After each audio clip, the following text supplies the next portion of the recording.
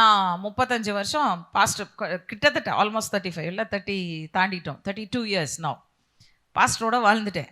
Right? உங்களுக்கு அவரை நல்லா தெரியுமா? எனக்கு அவரை நல்லா தெரியுமா? ஏன்னா கூடவே வாழ்ந்துருக்கிறேன். ரைட்? அவங்க தும்முனா என்ன, ஏன் தும்புறாங்க? அவங்க அசைஞ்சாங்கன்னா ஏன் அசைகிறாங்க? எந்திரிக்கிறாங்கன்னா எதுக்கு எந்திரிக்கிறாங்க? உட்கார்றாங்கன்னா எதுக்கு உட்கார்றாங்கன்னு எனக்கு தெரியும். Right? That is how we need to know got. நல்லா புரிஞ்சுக்கோங்க. இங்கே சொல்லுகிற கர்த்தரை அறிகிற அறிவு என்பது ஒரு ரிலேஷன்ஷிப்பில் அவர் அறிகிறது குறித்து தான் அவர் சொல்கிறாரே தவிர நாட் வித் மைண்ட் நாலேஜ்.